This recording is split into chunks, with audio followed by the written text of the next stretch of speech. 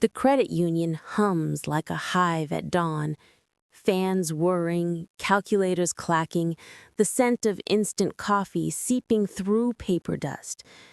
I've always loved this hour, when the ledgers are still cool to the touch and the world hasn't yet remembered its debts. But that morning, October 14, a ripple in the record pulled me under. Page 247, Liza de los Santos, bakery owner. Denied renewal for delinquency. Except the payment mark, the graphite indentation, was gone. Only a faint smudge, visible when I tilted the page toward the sunlight, cutting through Venetian blinds. Something had been erased, carefully, recently. I glanced at the clock above the front desk, 06:32 a.m. The audit is in 3 days. I shouldn't care this much. Clerks aren't meant to, but Liza's daughter sells bread to my niece after school, so I care. In the maintenance closet, between mops and the faint tang of bleach, I steal the small UV torch the janitor uses to check for leaks. My palms sweat. I slip the flashlight into my cardigan sleeve and whisper, "Just checking paper quality," to no one. Inside the archive room, air thick with mildew, I angle the beam. Under violet light, invisible ink blooms, an outline of numbers. 12,000 pesos paid. Someone erased her repayment, not just digitally, but physically. I breathe out slow. My heart hammers against the silence. Then, "Mara," Anna's voice. I freeze. She stands at the door, clipboard in hand, her expression unreadable beneath the buzz of the fluorescent tube. "You know that room's off limits before audit week." "I was just breaking protocol," she finishes, stepping closer. Her perfume cuts through paper mold, green tea and rain. Then softer, "Show me." I hand her the page. The light catches her cheekbone as she bends beside me. "God, it's real," she murmurs. We're so close our breath fogs the lamp's glass, haloing the numbers in violet haze. "We're both gonna get fired," I whisper. "Then let's make it worth it," she replies. Outside, the wall clock ticks to 06:47, and for a moment time slips, my body remembering this hour not as routine, but as the start of something dangerous and alive. By noon, humidity curls the paper edges like old petals. The manager calls it Inventory Review Week, which we quietly rebrand as Operation Salvage. Anna's plan? I'll scan the ledgers under blacklight while she distracts the front desk with membership renewals. The soundscape is absurdly loud. Coins clinking, fans sputtering, someone's ringtone playing a tinny love song. Under the pretext of counting archival boxes, I unlock a shelf. Sweat runs down my temple as the UV light flickers. Numbers reappear like ghosts, thin graphite traces, then a strip of scraped ink revealing a second signature. Each discovery sends a small jolt through me, a quiet proof that truth can fluoresce. I photograph each page with my old phone. The shutter sound makes me flinch. Through the doorway, I glimpse Anna arguing lightly with the manager, her tone all business, her eyes occasionally darting toward me. It feels illicit, this rhythm of risk between us. By 13:02, time slips again. My phone clock jumps, battery glitch or heat, but it startles me. 2 hours feel like minutes. I surface only when Anna touches my shoulder. "We got something." She slides a printout showing an anomalous email header sent to nightly adjustments to an external accountant's domain. He's not on payroll. Who gave him access? Her jaw tightens. Compliance officer maybe, but why cover this up? We stay late, comparing timestamps, receipts. When the last member leaves, we collapse at a nearby stall. The vendor slides us a bowl of lugaw topped with fried garlic. The smell grounds me. Anna's laugh breaks through the night. We're two bureaucrats pretending to be detectives. And losing sleep over 12,000 pesos. It's not the amount, she answers softer. It's what it means. A pause, then our shoulders brush. The city hums around us. Jeepneys, radio static, the faint clang of a closing gate. We lean closer. The distance folds, just enough for breath to mingle.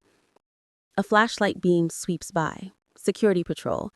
We break apart, stifling a laugh, hearts drumming like the monsoon rain outside. The next morning, a new document lands on my desk. A visitor log showing Liza meeting a contractor last month. The same name from the developer rumored to pressure small borrowers. My stomach knots. If it's real, she colluded. But the pen strokes look wrong. Heavy, mechanical. A forgery, maybe. Still, doubt worms in. Anna's face hardens when she sees it. If that's true, we can't risk our credibility. Maybe let the auditors handle it formally. 3 days, I snap. They'll bury it by then. Her silence is colder than any reprimand. She once told me she lost a promotion covering for a friend's mistake. I see that shadow return. That night, unable to sit still, I return to the archive. The air smells of copier toner and rain-soaked asphalt. My hand shakes as I pick the padlock on the backup drive locker. A bent paper clip and adrenaline my only tools. The drive hums to life. Encrypted logs flicker open. Someone edited ledger metadata at 0112 a.m. 2 nights ago from an off-site IP. Across the hall, a door creaks. Anna. I knew you'd come, she says, holding a courier manifest. Look, nightly batch sent to a third-party firm. Handwritten note. Verify de los Santos loan. The same day the ledger vanished. For a moment, everything aligns. Until a red light blinks above us. CCTV. We're caught. She grabs my hand, pulling me into a blind spot behind the filing cabinets. The metal is cold against my back, and her heartbeat thunders against my arm. Breathe, she murmurs. I hate that I doubted you. Then stop, she replies. We stare at each other until the camera light goes dark. Outside, thunder cracks over the passage. The city power flickers, then stabilizes. Like us, shaken but intact. Later, over styrofoam coffee, we realize the visitor log's stamps mismatch the branch seal. Someone planted it to distract auditors. We'll use it to bait whoever's behind this. Time check, October 16th, 2317. Less than 10 hours to audit. Morning arrives heavy with humidity and nerves. The community hall hums with fans and murmurs. The auditor's laptop glows like judgment incarnate. 9 a.m. Audit begins. Anna's hand brushes mine under the table, a silent pact. The compliance officer sits across from us, eyes calculating. When my turn comes, I project the ledger photos on the wall. Here, I say, voice steadier than I feel. A solvent wipe removed graphite. Then digital entries were overwritten to match. The erased mark proves repayment. Murmurs ripple. I click to the forged visitor log. This document was submitted yesterday. Note the mismatched stamp. Wrong alignment, wrong ink weight. I pause. Someone wanted us to chase a ghost. The compliance officer stiffens. He lunges to snatch my photos, but Anna steps between us, raising her voice. You will not touch evidence during an audit. He advances again. Reflexively, she hits the emergency bell on the wall. The shrill alarm fills the room, and staff pour in. Members, too, drawn by the sound. In the confusion, I hand the courier manifest to the auditor and whisper, chain of custody. Batch update came through his terminal. The officer's face drains of color. The auditor signals for him to sit. When silence finally returns, Anna reads aloud from Liza's handwritten receipts, her voice clear and shaking. 12,000 pesos, paid in full. Applause starts softly, then swells. Someone shouts, "That's our bread lady!" By noon, the auditor orders a freeze and independent review. Liza's loan is reinstated pending investigation.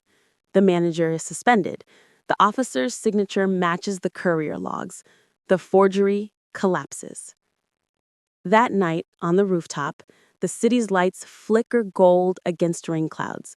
Anna leans beside me, sleeves rolled up, exhaustion in every line of her face. "We'll both get formal warnings," she says. "Maybe worse." I answer, "Worth it." The wind carries the scent of fresh bundesal from Liza's reopened oven down the block. Anna turns, searching my face. "You still believe in repair?" I nod. "And in us, maybe." Her lips find mine. Deliberate, steady, no hiding. Below, neon signage flickers back to life. San Isidro Credit Union, serving our members. We stand there silent while dawn spills over the rooftops like a promise no one can erase.